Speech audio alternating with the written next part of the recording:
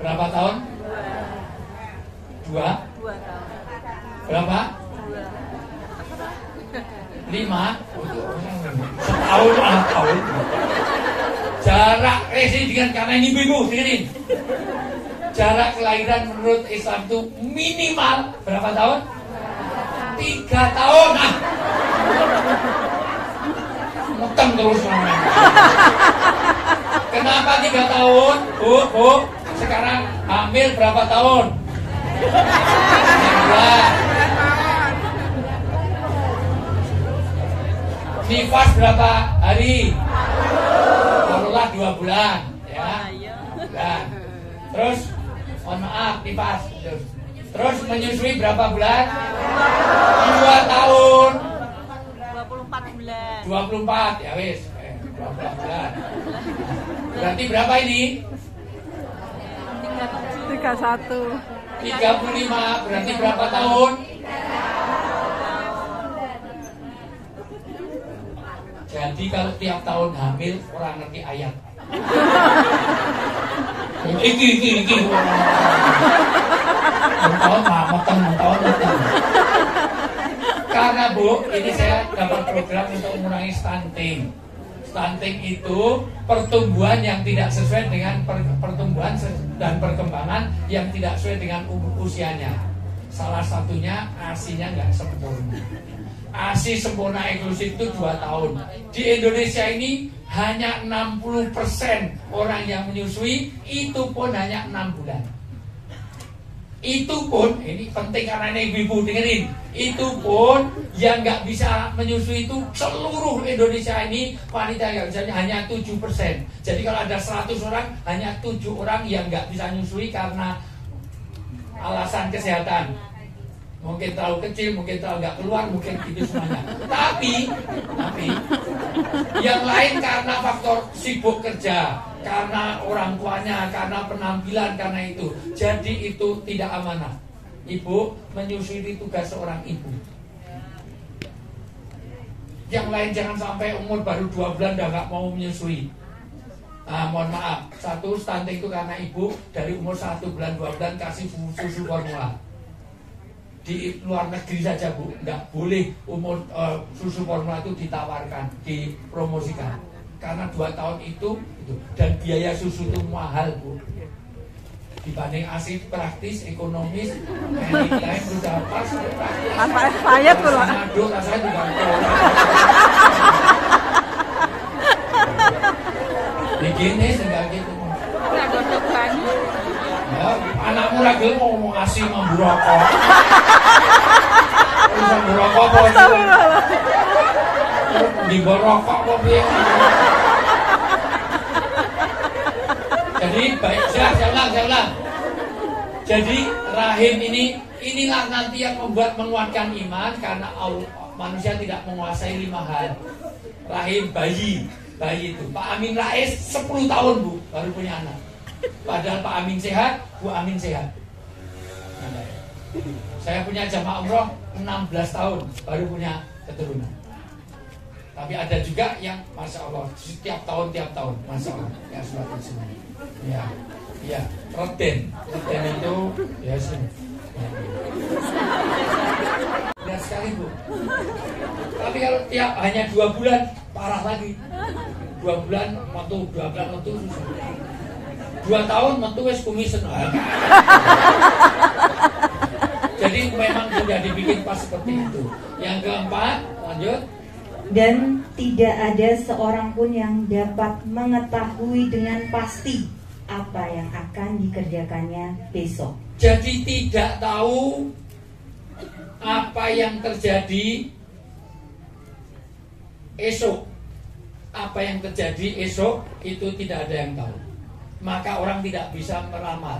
Meramal itu tugasnya Allah, tidak ada ramalan. Jadi tidak bisa meramal. Maka ini kesyirikan ketika orang bikin ramalan. Ramalan apa saja? Ramalan bisa kahin, bisa nujum. Kahin itu dukun, nujum itu berkaitan dengan nasib. Oh ini sionya apa? Sionya anjing, nggak cocok dengan kucing, anjing sama kucing berantem. Ini anjing karo monyet, topeng monyet. Ini lahirnya wage karo paing, guing. Cocok. Ini sosok Kliwon tidak cocok kerja di. Nah, ini kalau akunya ngaji sing ngerti ngomong. Nah, maka tidak terjadi. Besok pagi yang terjadi tidak ada yang tahu. Ada yang tahu besok pagi terjadi? Nabi saja tidak tahu. Maka Rasulullah perang Uhud sampai tanggal giginya. Karena nggak tahu. Kalau tahu tanggal giginya, ya tetap perang, tapi bawa helm. Nah, jadi Nabi aja tidak tahu kecuali sudah diwahyukan. Yang kelima, yuk. Dan tidak ada seorang pun yang dapat mengetahui di bumi mana dia akan mati. Mati itu di mana? Di mana mati? Ini berkaitan yang ini, kaitan bahwa amkan manusia tidak tahu di bumi mana dia akan mati. Karena kalau tahu di bumi mana dia mati, maka tidak bisa mati. Matinya di Jakarta, mulai besok pindah ke Muntilan. Malaikat Hidayat nyabut neng di gula ira ketemu. Tanya Mas Judul yang Pak Ambar. Oh mati neng Muntilan, sesuk langsung ngetok ke Harley neng gunung. Nah, tidak tahu matinya. Yang ketiga, asbab. Mati itu tidak tahu apa penyebabnya. Kenapa orang ini? Karena rata-rata orang Indonesia ada 3 kesalahan kalau berkaitan dengan kematian. 1, nek wong mati pertanyaannya apa? Usia berapa? Apakah mati harus tua? Ya. Adakah anak kecil mati? Banyak. Adakah orang tua mati? Banyak. Adakah remaja mati? Banyak. Mati itu rahasia Allah. Usia berapa? Yang kedua, sakit apa? Apa orang mati harus sakit? Tidak. Adakah orang sehat segar bugar terus mati, ada nggak? Banyak. Orang tidur bablas mati, ada nggak? Banyak. Orang makan kacang terus mati, ada nggak? Ada. Makan kacang di bisnya tabrakan mati.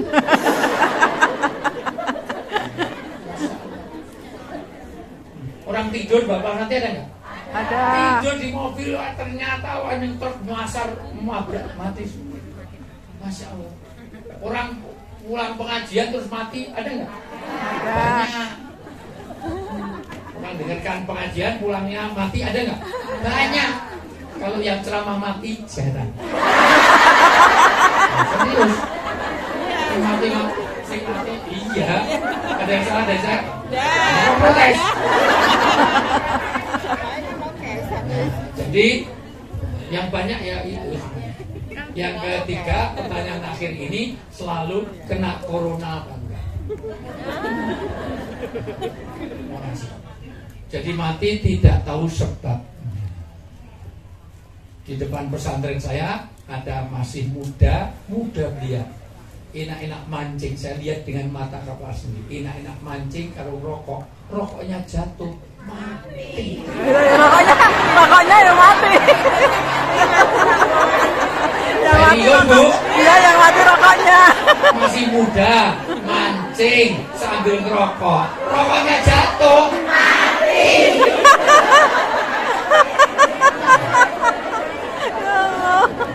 Tamu itu menghadap keluar. Jadi kalau rumahnya, jadi ini kalau masuk sini nih ya, jadi rumahnya sana, tamunya harusnya di sini. Jadi lihatnya keluar, tidak karena dalam itu aurat.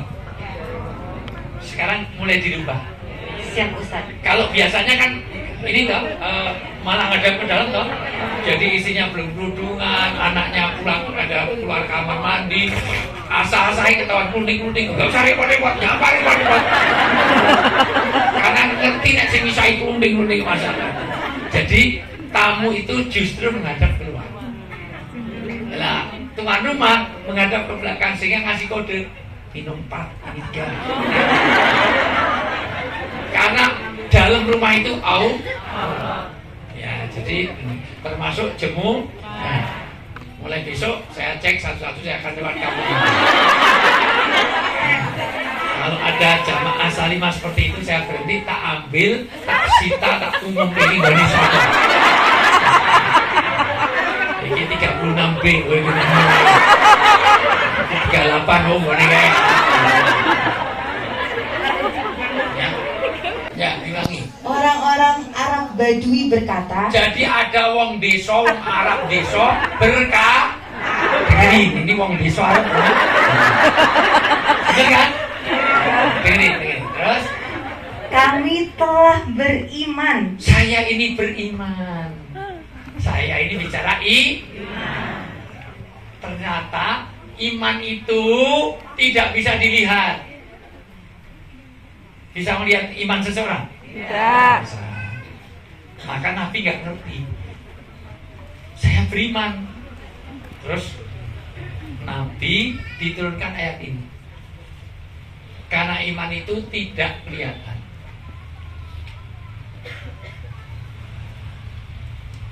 Iman itu sifatnya adalah gaib.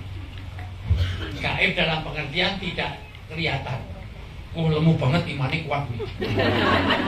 Imannya nggak bisa. Jadi iman tidak bisa dilihat dari penampilan. Oh, udungnya gue 12 meter. Enggak.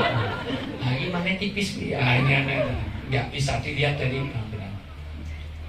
Kemudian turun ayat ini, kamu belum terus Katakanlah kepada mereka, kamu belum beriman. jadi ada orang mengatakan iman, ini saya ulang ya, mengatakan atau berkata iman, belum beriman. Nah, terus Tetapi katakanlah, kami telah tunduk Islam. saya baru Islam. Kamu baru Islam. Karena yang tahu iman hanya Allah, maka yang beriman Allah. Kamu baru Islam. Terus Karena iman belum masuk ke dalam hatimu. jadi iman ini ketika ketaatan ada, masuk di dalam hati. Hati itu ini ada daun baru, ada panahnya tembus. Ini iman itu ada di hati. Di hati. Simbolnya adalah daun waru, kalau fotonya begini. Sarang keu. Iman ada di hati. Di hati. Ya. Terus Dan jika kamu taat kepada Allah dan Rasul-Nya, jadi tapi kalau kamu taat, kalau kamu taat, terus Dia tidak akan mengurangi sedikit pun pahala amalmu. asal dia ada amal. Dari 4 poin ini, 1, 2, 3, 4, inilah unsur-unsur iman. Maka dikatakan iman kalau ada diikrarkan dalam lisan, dimasukkan dalam dan diwujudkan dalam. Kalau hanya ngomong saja beriman enggak? Karena baru mengatakan. Burung itu bisa nggak beriman? Saya punya burung, teman punya burung piaraan beo. Itu bisa la ilallah, la ilallah. Bisa kayak kata, oh burung ini beriman. Karena hanya dimu.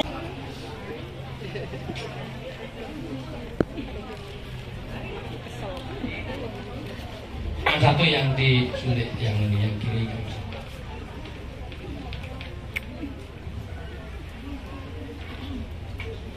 Nangis saya lihat kunjung ibu. Cari air susah kok.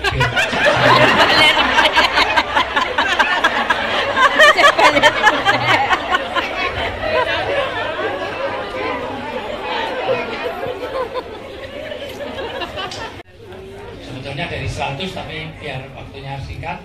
As-Saffat Ayat ayat 102. 102. Ibu-ibu tolong dihafalkan betul bagaimana mendidik anak yang soleh ini. Ini bagaimana Ismail jadi anak yang luar biasa, taatnya kepada orang tuanya luar biasa. As-Saffat As-Saffat ayat 102. 102. Inilah ketaatan yang akan membentuk iman. Jadi ibu nonsen, ibu akan imannya kuat kalau nggak ada ketaatan. Taat pada Allah, taat pada Rasul, taat pada suami. Ibu pengen surga?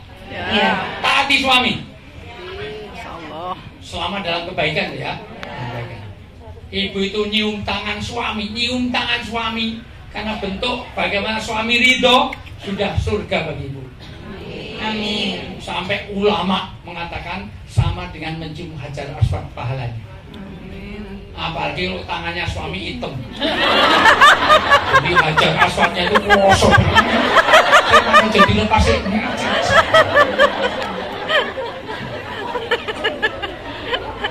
Taat sampai ibu menyenangkan suami. Cuman gini aja. Ini gandengan tangan seperti ini, dosa-dosanya gugur dari celah jarinya. Maka besok pinjam tangan suami. Keliling kompleks sampai mendut. Ngomong gugur ke dosa. Walaupun suami bu, diri suami jangan pura-pura tidur. Suami, Anda menyenangkan istri, mengantar kebutuhan istri, sekali aja kebutuhan kamu penuhi, itu pahalanya melebihi iktikaf 30 hari di Masjid Nabi. Masya Allah. Hadis riwayat Bukhari dan Muslim. Bapak ngantar di pembalut, itu pahalanya melebihi iktikaf 30 hari. Iktikaf di Masjid Nabi bukan di mutiran. Ke Masjid Nabi tiketnya berapa, ini berapa, pada sholat di situ aja berapa ribu kali? 100.000 itu Mekah ya. Kita orang tahu umroh jadi. Nah, di sana. Jadi Pak, maka kalau belikan pembalut jangan banyak-banyak. Satu-satu jadi tiap hari boleh jalan. Mulai teko pembalutnya sih Bu, ayo tuku meneh. Bisa Pak, kalau tuku meneh beli kok ana. Ngeterke bojo luar biasa. Memenuhi hajat istri. Ya, hajat itu kan termasuk beli pembalut. Iya, itu sudah sama dengan iktikaf. Luar biasa ketaatan ini. Ayo, sudah ketemu belum? Sudah. Maka ketika anak itu sanggup berusaha bersamanya, saya itu umur 13 tahun. Karena ini ukuran ulama 13, saya sanggup berusaha karena umur 13 tahun itu sudah boleh jual beli. Di luar itu belum sah. Itu 13 tahun dianggap sudah bisa untuk menjual, membeli, itu sudah tahu. Kalau umur 3 tahun jual beli nggak ngerti. Nanti gelang emas dijoli es krimnya, gitu ya. Oke. Terus Ibrahim berkata, terus, wahai anakku, anakku, sesungguhnya aku bermimpi bahwa aku menyembelihmu. Aku mimpinya Nabi itu adalah wahyu. Ini jangan dilakukan, mimpi kita bukan wahyu. Nah, mimpi wahyu aku itu artis kabeh. Aku mimpi itu kowe. Dulu ada seorang artis yang saya senang sama dia juga senang sama saya.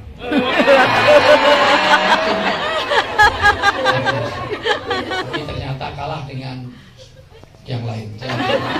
Namanya Siti Nurhalisah. Siti Nurhalisah itu senang betul sama saya juga ketemu senang, tapi ternyata kalah dengan dua kaya di nggak apa-apa, Allah tahu yang terbaik. Iya juga. Ada juga yang cantik tapi bodoh karena nolak saya. Ya, ada. Ya, terus. Maka pikirkanlah bagaimana pendapatmu. Ini hadis menuju pentingnya orang tua dialog kepada anak. Sekarang orang tua tidak pernah dialog kepada anak, betul? Pak Hasto, Ketua BKKBN, per kemarin menerima anak sekian banyaknya masuk rumah sakit karena nggak bisa berkomunikasi, karena gadget terus. Nangis dari bayi, nangis kasih gadget. Orang tuanya selalu kerja pagi pulang malam bersama pembantu tidak pernah ngajari tentang komunikasi, jadi tidak punya kosakata, nggak bisa fokus, nggak bisa berhubungan dengan orang lain. Anak-anak nggak mau sekolah, satu, dia nolak untuk sekolah. Jadi dimasukkan sekolah nggak mau, dua nggak bisa ngomong. Ngomong itu dalam pengertian nggak punya kosakata. Maka tolong ibu-ibu, anak itu harus ada dialog. Jangan komunikasi. Di handphone nangis di handphone di jangan. Nah ini pengaruhnya nanti tidak ada kinestetiknya. Belum lagi kesehatan mata, belum lagi kesehatan lagi yang lain-lain, gerak segala macam. Ya, gitu. Ya, karena penting. Terus Ismailnya menjawab gimana? Wahai ayahku, lakukanlah apa yang diperintahkan Allah kepadamu. Insya Allah engkau akan mendapatiku termasuk orang yang sabar. Anak kok bisa taat kepada orang tuanya itu kira-kira selama ditinggal itu peran ibu. Ibunya siapa namanya? Hajar. Berarti peran ibu Hajar mendidik ketaatan. Ini. Mendidik anak yang taat pada orang tua. Nyatanya mau disembelih kerjakan. Ini perintah Allah. Coba yang jadi Ismail itu anaknya muntilan. Muntilan mana? Aku melihat dalam mimpiku nyembelih kamu. Apa jawabannya? Oh iya sama Pak, saya mimpinya sama. Aku mimpi beleh bapak ini bangkoe ora tau beleh. Ben ibu meteng kok tinggal Pak. Bapak opo begini? Ibu golek duit dhewe, golek watu, golek pasir, malah kok tinggal lunga saiki arep beleh bapakmu. Aku mimpine ngantem iku. Bagaimana mengajarkan anak yang taat? Ketaatan ini adalah membentuk iman. Makanya Ibrahim ini adalah satu pahlawan keimanan dalam pengertian dia bapak tauhid. Maka seluruh agama samawi referensinya kepada Ibrahim atau Abraham. Orang Yahudi, orang Nasrani, kalau disebut Ibrahim, Abraham, semuanya mengagungkan. Orang Kristen itu disebut Abraham, Ibrahim, itu bapaknya para nabi. Kalau disebut Abraham, Ibrahim, orang Yahudi pun itu bapaknya dia. Orang Islam apalagi. Yang kedua, dia termasuk milah di dalam berkeluarga. Makanya seluruh perilaku Hajar dilakukan dalam umroh dan haji. Perilaku Ismail dilakukan setiap tahun untuk ibadah kurban. Dan haji dan umroh mengikut bagaimana Ibrahim membuat tawaf, sa'i, itu semuanya keluarga Ibrahim. Hanya keluarga Ibrahim yang diabadikan di Mekah. Ada makam Ibrahim, ada Hijir, Ismail, ada tawaf sa'i untuk Hajar. Tempat kelahiran Nabi aja nggak ada di situ untuk perpustakaan. Sekarang mau digusur lagi, ini, karena untuk perluasan. Karena Nabi Ibrahim sampai tempat untuk menyembelihnya. Nanti kalau Bapak Ibu umrah haji, pastikan berhenti di Musdalifah. Di atas, di Mina, di bawah raja ada tugu tempat di mana Ismail mau disembelih. Sampai melakukan tarwiyah. Ini benar apa enggak? Lama enggak punya anak, kok punya anak suruh menyembelih. Tapi semuanya terlaksana karena taat. Demikian juga Nabi Musa, begitu lama enggak punya anak, begitu punya anak, nanti dalam surat Al-Qasas punya anak, padahal ada peraturan Fir'aun, siapa yang punya anak laki-laki harus dibunuh. Tapi perintahnya suruh buang ke laut gimana? Sungai Nil. Hukum melakukan sujud ketika menjumpai ayat sajadah saat membaca Al-Quran. Ya. Apakah sujud tersebut bisa diganti dengan bacaan Subhanallah walhamdulillah wala ilaha illallah Allahu akbar sebanyak 3 kali? Pertama, hukumnya adalah sunnah mu'akkadah, sunnah yang sangat dikuatkan. Sepanjang apapun kita membaca atau mendengar, maka kita sujud. Terutama itu dilakukan di Mekah kalau hari Jumat sering ada sajadah. Oh ya, sajadah itu ada 14 tempat. Di dalam Al-Quran ada 14. Misalnya ada wasjud waqtarib, berarti pas ayat itu sujud dulu, balik lanjutkan, baik itu dalam sholat maupun baca biasa. Dua, tidak bisa tergantikan dengan itu. Bahwa itu atas mana boleh saja, tapi tidak menggantikan. Tidak menggantikan. Baik. Ya. Pertanyaan selanjutnya. Kedua, bagaimana sampai menangis boleh? Yang nggak boleh meratap. Meratap itu satu, keyakinan tidak terima dengan takdir Tuhan.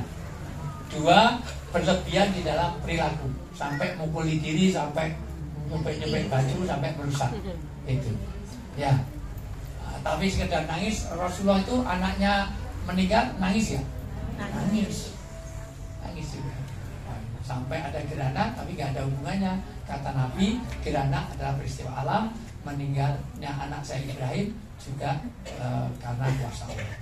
Nangis gak apa-apa, tapi jangan berlebihan. Masa bujurnya mati malah bunuh. Lepas beban dulu. Ya nangis ya apa itu. Terus bagaimana dengan membaca Yasin dan tahlil? Membaca Yasin boleh, tapi jangan ada kaitan. Satu, jangan mensyariatkan. Harus tanggal ini, harus sekian kali, harus ini. Baca Quran untuk orang meninggal boleh nggak? Boleh. Tapi jangan ada syariat. Dalam pengertian, harus hari ini, tanggal ini, sekian ini, 10 hari, 10 hari, mau 41, 43, 40. Mau 21 2 hari boleh nggak? Boleh, 21 2 ya. Dirasakan ya saja. Jadi tapi jangan ada syariat. Harus ini, harus nyembelih ini, harus nyembelih itu. Nah itu membuat syariat itu ya nggak boleh. Baik Ustaz. Selanjutnya, bagaimana sikap kita menghadapi isu atau perkiraan mengenai gempa, tsunami atau bencana alam lain yang belum terjadi Ustaz? Dan mohon doa Ustaz.